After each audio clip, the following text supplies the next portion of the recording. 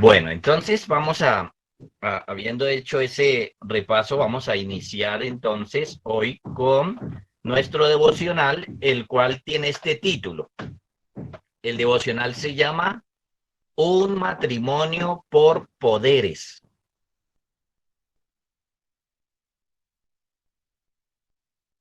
Un matrimonio por poderes. Y vamos a mirar entonces nuestras Biblias en Génesis 24.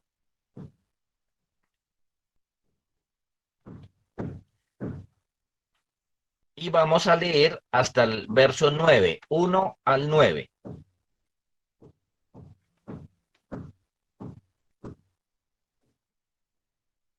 Dice así: Era Abraham ya viejo y bien avanzado en años, y Jehová había bendecido a Abraham en todo.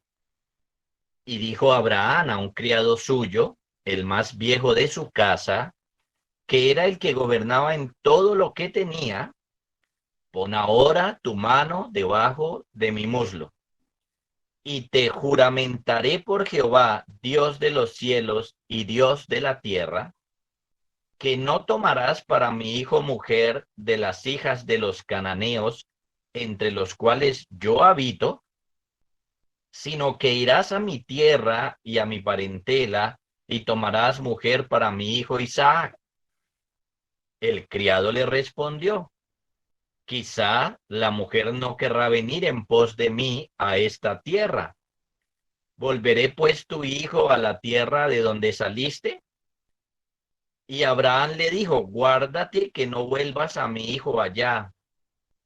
Jehová, Dios de los cielos, que me tomó de la casa de mi padre y de la tierra de mi parentela, y me habló y me juró diciendo: A tu descendencia daré esta tierra. Él enviará su ángel delante de ti, y tú traerás de allá mujer para mi hijo. Y si la mujer no quisiere venir en pos de ti, serás libre de este mi juramento, solamente que no vuelvas allá a mi hijo. Entonces el criado puso su mano debajo del muslo de Abraham su señor y le juró sobre este negocio. Ese es entonces nuestro pasaje. ¿Qué tenemos nosotros aquí? Nosotros tenemos algo aquí muy importante. Tenemos la designación que Abraham hace a su siervo para que este siervo sea el que le consiga esposa a su hijo. Por un lado, pues tenemos a Abraham haciendo uso de su derecho. Como lo hemos dicho, los padres tienen este derecho. Entonces, eso es lo que vemos aquí. Abraham está haciendo uso de su derecho de casar a su hijo, y con una fe enorme en Dios, él designa a uno de sus siervos para que éste haga esta tarea de conseguirle la esposa a su hijo. Entonces, tres asuntos son claros aquí en el pasaje. El primero, está la entrega de un poder a su siervo. La entrega de un poder a su siervo. El verso 1 nos recuerda que Abraham era ya viejo. En nuestro último devocional señalamos que tendría unos 140 años, más débil, por ejemplo, para hacer un viaje y realizar ciertas tareas. Entonces, ¿qué hace Abraham? Abraham le entrega un poder a su siervo para que sea su siervo el que le consiga esposa a su hijo. Eso lo vemos en el verso 2 y 3. Dice allí: Y dijo Abraham a un criado suyo, el más viejo de su casa, que era el que gobernaba en todo lo que tenía: Pon ahora tu mano debajo de mi muslo, y te juramentaré por Jehová, Dios de los cielos y Dios de la tierra. Esta expresión, pon tu mano debajo de mi muslo, era una forma de jurar una forma de comprometerse en un negocio. Claro, a nosotros nos suena extraño. Nosotros hoy en día lo que hacemos es firmar unos papeles, eh, por ejemplo, registrarlos en una notaría, pero esto era lo que hacían en aquel entonces. ¿Qué significa esto? Que Abraham le va a tomar un juramento a su siervo para que él cumpla estas tareas. O en otras palabras, Abraham le va a entregar un poder a su siervo para ello. ¿Cuál era el poder? El derecho que Abraham tenía de casar a su hijo, se lo entrega ahora a su siervo. Se lo delegó a su siervo. Entonces, la responsabilidad de este hombre era tomar una mujer para que esta mujer fuera esposa de Isaac. Ahora, ustedes notan que Abraham no le da el poder a cualquier persona. Este pasaje nos dice varias cosas de este siervo que lo recomiendan como un buen siervo. Por ejemplo, dice que es el más viejo de su casa. Esto es muy bueno, porque esto le da seriedad al asunto. Y máximo, en un contexto donde a las personas de edad se les respetaba mucho. Miren, en nuestro contexto no se respetan mucho los ancianos y eso está muy mal. No se respetan las personas de edad y eso está muy mal, porque el Señor en las Escrituras nos llama a respetarlos. Entonces, en aquel entonces, sí lo respetaban y, por supuesto, los hombres piadosos, las mujeres piadosas, respetaban a los ancianos. Entonces, esto de que es el más viejo de su casa, hoy la gente diría, pero ¿cómo se le ocurre mandar al más viejito? Pero en ese contexto, enviar al más viejo es enviar al más sabio, es enviar al más prudente, es enviar a la persona más idónea para este trabajo.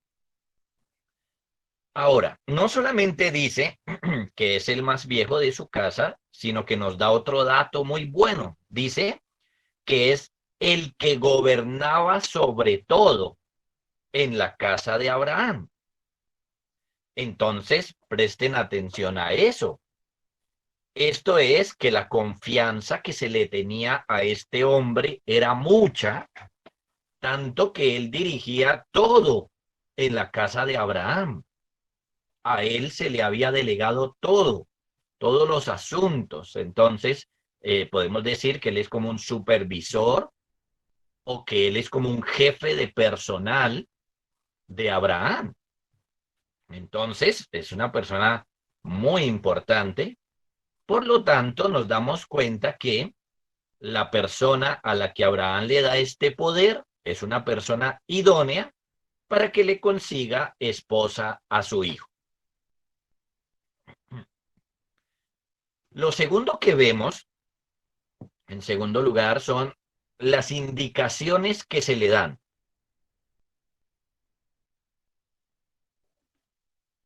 Abraham tenía muy en claro qué era lo que se tenía que hacer. Tenía muy en claro varias cosas. Por ejemplo, tenía muy en claro que hay que casar a su hijo, hay que organizar esto, pero también tenía muy en claro cosas como dónde debía buscar mujer, dónde, y otros asuntos, miremoslo. Por ejemplo, por un lado, las indicaciones que le da al siervo son, no tomarás para mi hijo mujer de la hija de los cananeos. ¿Sí? Con toda claridad le dice lo que no hay que hacer. No le consiga esposa de las mujeres de Canaán. Esto debía estar muy claro para este siervo. No vaya a hacer esto. Por otro lado, le dice dónde sí buscar la mujer adecuada. En el verso 4 le dice, sino que irás a mi tierra y a mi parentela y tomarás mujer para mi hijo Isaac. Era importante que el siervo entendiera esto. No las mujeres de Abraham, sí las de la familia, perdón, no las mujeres de Canaán, sí las mujeres de la familia de Abraham. Así que la tarea del siervo era hacer un viaje largo, un viaje enorme. Algunos piensan que el viaje era más o menos de unos 700 kilómetros para ir a buscar la mujer que él le estaba diciendo o para ir a buscar dónde estaba la familia de Abraham. Entonces, estas fueron las indicaciones, por un lado. En tercer lugar, vemos la cláusula o las cláusulas del poder.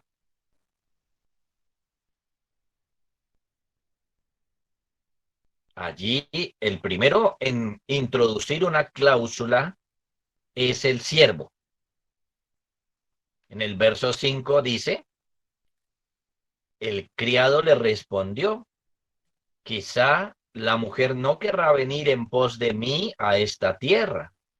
¿Volveré pues a tu hijo a la tierra de donde saliste? La respuesta entonces tiene la siguiente cláusula, ¿cierto? La que él coloca es si la mujer quiere venir o no quiere venir. Esa era una posibilidad, por supuesto. De pronto, él encontraba una mujer allá, pero él le decía, la idea es irnos en un viaje largo hasta Canaán, y allí está el novio. La posibilidad era que ella dijera, no, no quiero ir, o que ella dijera que él venga. Y ahí están las dos cláusulas. Una es si ella no quiere venir, y la otra cláusula es qué hace entonces el siervo con Isaac, ¿lo hace viajar o no? Entonces, la respuesta es no. Y noten que no es una respuesta caprichosa, sino bíblica. Verso 6 y verso 7. Abraham le responde a su siervo, guárdate que no vuelvas a mi hijo allá. Jehová, Dios de los cielos, que me tomó de la casa de mi padre y de la tierra de mi parentela, y me habló y me juró diciendo a tu descendencia daré esta tierra. Note lo que él tiene en mente, que Dios le iba a dar esa tierra a él y a su descendencia. Entonces ahí, como un acto de fe, Abraham dice, él enviará su ángel delante de ti y tú traerás de allá mujer para mi hijo. Abraham estaba seguro que Dios le había prometido esa tierra, entonces no se debía volver a ella, no se debía salir de ella, perdón. Dios le había prometido Canaán, entonces debían estar en ese lugar y no volver a la casa paterna de Abraham. Así que esta cláusula podía romper el contrato. Verso 8. Y si la mujer no quisiere venir en pos de ti, serás libre de este mi juramento. Solamente que no vuelvas allá a mi hijo. Esa fue entonces la cláusula, la aclararon y habiendo aclarado entonces todos los asuntos, el criado juró, que es lo que vemos en el verso 9. Entonces el criado puso su mano debajo del muslo de Abraham, su señor, y le juró sobre este negocio. Con eso, entonces el siervo ya quedó comprometido en hacer este viaje y traer una esposa para Isaac. Ahora bien, ¿qué tiene que ver esto con el Señor Jesús? Bueno, realmente, aunque el Señor Jesús aquí no es mencionado, hay algunas cosas muy importantes. Por ejemplo, se nos enseña la confianza que podemos tener en Jesús. La confianza. Miren cómo Abraham le dijo a su siervo que Dios enviará su ángel delante de ti y tú traerás de allá mujer para mi hijo. Esto es que Abraham estaba confiado en las palabras del pacto que Dios había hecho con él de que le daría esa tierra. Entre otras cosas que el Señor le había prometido, Abraham estaba confiado en que esa era la tierra de su descendencia. De manera entonces que Abraham cree que Dios obrará en favor de esto porque Abraham está haciendo lo que Dios quiere. Abraham cree en Dios y por lo tanto cree que no hay que salir de ahí. Y eso significa entonces que Abraham está confiando en las palabras del pacto.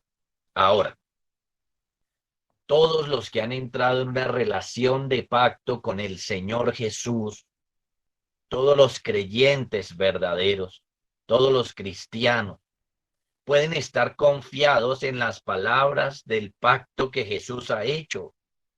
Miren, podemos estar confiados en que Jesús nos va a llevar a la gloria porque Él dijo, voy a preparar morada para vosotros. Podemos estar confiados en que Él da perdón de pecados, en que da vida eterna y otras promesas del nuevo pacto. Entonces, así como el Señor hizo en este tiempo un pacto firme con Abraham, asimismo hoy el Señor Jesús nos introduce en una relación de pacto en la que podemos confiar absolutamente. Entonces, ¿qué aprendemos hoy? Vamos a sacar 3 lecciones. ¿Qué aprendemos de este pasaje? 1, que aunque nos suena raro el tema de cómo se casaban en aquel entonces, o este relato en particular, aunque nos suena raro, Abraham hizo uso de su derecho en asuntos relacionados con el matrimonio.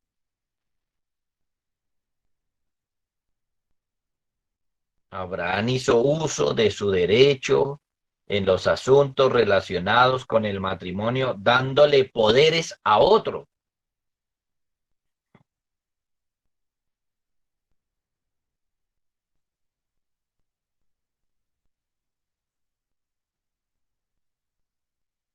Así que durante épocas los padres podían poner tutores y representantes para sus hijos, para diversas cosas, y eso está bien cuando los padres están al control. El hecho de que los padres deleguen ciertas cosas en algún momento está bien. Por supuesto, no cuando se desprenden de la responsabilidad, sino cuando tienen al control todas las cosas. Segundo, aprendemos que los padres deben tener en mente los asuntos bíblicos para guiar a sus hijos al matrimonio y no sus caprichos. Que los padres deben tener en mente los asuntos bíblicos para guiar a sus hijos al matrimonio y no sus caprichos.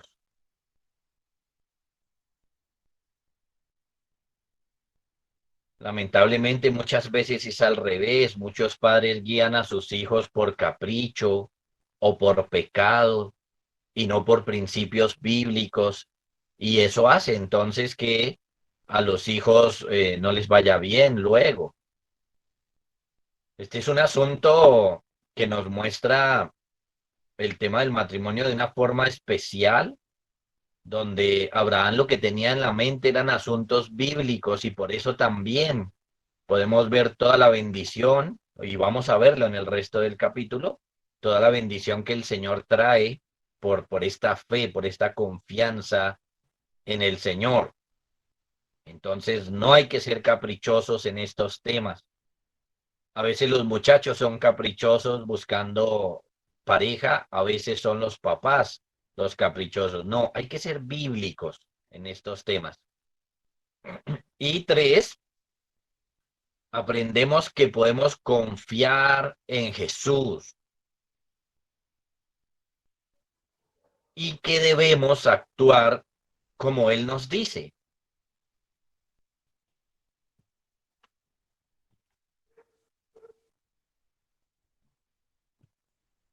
Vimos aquí a Abraham confiando en Dios y actuando acorde al pacto, confiando porque decía que Dios lo iba a guiar, que Dios iba a enviar su ángel, pero actuando acorde al pacto porque decía, no, el Señor me prometió esto, entonces no hay que salir de aquí.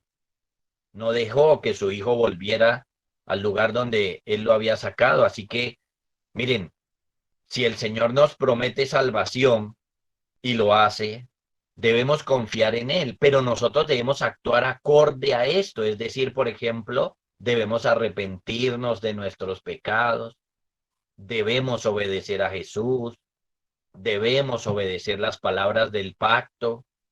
Esto es importante. Hay muchas personas hoy que les gusta oír y repetir todas las promesas que Dios haga, pero ellos no viven conforme a esas promesas.